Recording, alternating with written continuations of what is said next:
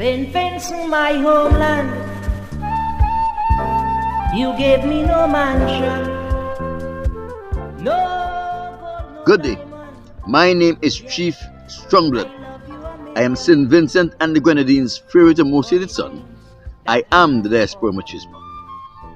We are happy to take this opportunity to continue in the series Lest You Forget, an independent special that features men and women, groups, organizations, and institutions that played an integral role in the development of Vincentians and St. Vincent and the Grenadines, or those whose singular action would have impacted Vincentians and St. Vincent and the Grenadines.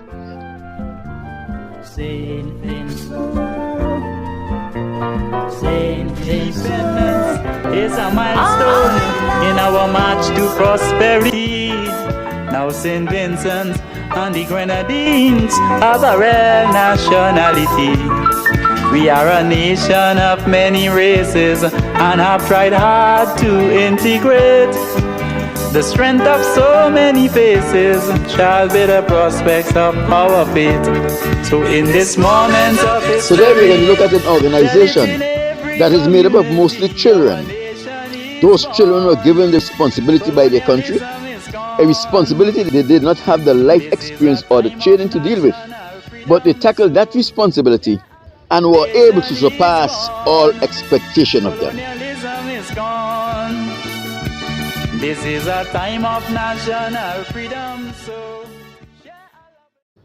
I speak of no other group but the members of the Royal St. Vincent and the Grenadines Cadet Corps, who in 1979 was given a responsibility by the then Premier Milton Cato, a responsibility they did not have the training or life experience to deal with, but were able to perform beyond expectation. The Royal St. Vincent and the Grenadines Cadet Corps is a predominantly youth paramilitary organization that has members that range from age 12 to adult. In St. Vincent and the Grenadines, when one is accepted to be a recruit to undergo the training, they can become a cadet. The training is comprised of free arms drilling and kit care. When one completes the recruitment stage, new cadets are taught several skills, which includes map reading, weapon drill, use of weapons, and weapon cleaning. The members are required to attend weekly parade, which are held on Friday evening. They are required to be outfitted in full non-ceremonial uniforms, where they are inspected by senior officers, brief of new developments, and partake in other activities. There were the other mock battles here and there. At least this is what happened when I enlisted and was trained in September of 1979. There is no hiding the fact that the cadets are really children, pretending to be soldiers. They do not have the training or the skills or are ever expected to be put in a situation where they are asked to function in the capacity of a real soldier. But all this changed in 1979. On Friday, the 13th of April 1979, as Vincentians settled down to enjoy a peaceful public holiday, the most sacred of the holidays within the Lenten season, Good Friday, something dramatically happened that turned the life of Vincentians and all who resided in St. Vincent and the Grenadines in that period upside down. There was an unheard of phenomenon in the skies, a phenomenon that only a handful of people that were alive have ever experienced. A large mushroom cloud drifted southward from the north. This cloud was no ordinary cloud. This cloud was alive. The cloud began to roll over and pushed out from within itself. Soon the cloud took up the entire skies, blocking out the sun, transforming the beautiful sunny day into a dusty, dark night. The transformation of day to night occurred in just a matter of minutes. This phenomenon was very dreadful. Many people believed and declared God is coming back for his world. Some people fell on their knees in prayer, hoping to be forgiven for years of poor living. Many turned on their radios, hoping to get some information as to what is happening in St. Vincent and the Grenadines. What is this strange cloud that overcasts the sky and blocked out the sun, transforming the sunny day into a night? Then a voice was heard on the radio that said, "Don't panic, don't panic. The La Soufrière volcano has erupted." This was the steady voice of veteran radio announcer Nina Maloney. No one in authority knew what to expect. Milton Cato, the premier of the day, have only heard of the 1902 eruption. The honorable premier of the day and his cabinet was now fighting a war in the dark against an enemy we know all of our lives, but have embraced it as a friend. Needless to say, Milton Cato's response to the volcanic eruption in 1979 became the blueprint on how volcanic eruption in St. Vincent and the Grenadines are dealt with. Where volcanic eruption in St. Vincent and the Grenadines is concerned, there is no need to reinvent the wheel. Thousands of Vincentians that lived in communities that were close to the volcano had to be evacuated, and this was done safely. There were no loss of life and there were no injuries. Evacuation center had to be set up to house these people. Premier Cato and his team was confronted with some serious logistical problems. Who were going to man the evacuation centers? Who were going to be managers? Who were going to be security? Who were going to cook? How the people are going to wash themselves, use the toilets, wash their clothing? Who are going to prepare meals for these people? We all learned a very valuable lesson on that day. You cannot prepare for what you have not foreseen.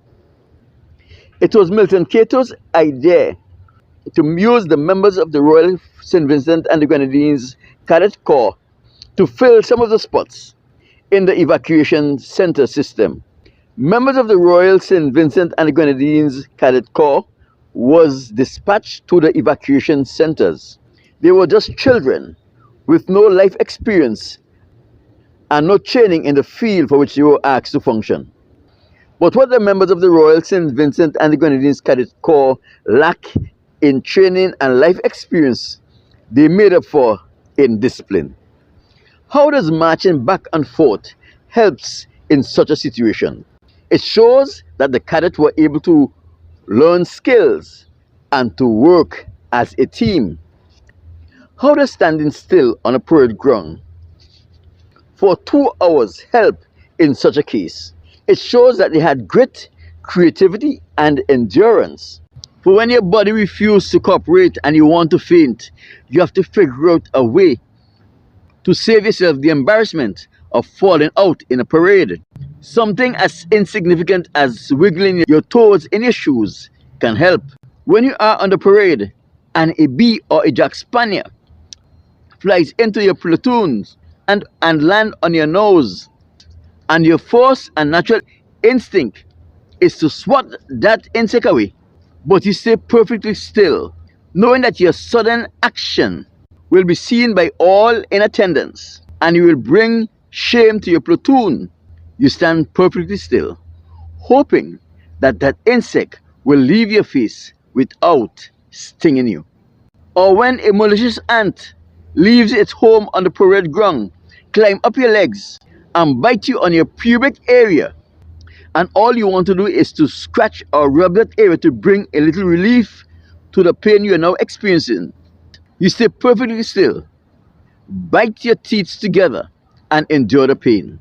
So here we are, mere children with no real life experience and no training, placed into a position of authority to take care of men and women who are 3 and 4 times their age, with far more experience and training in their little fingers that these children have in their entire bodies.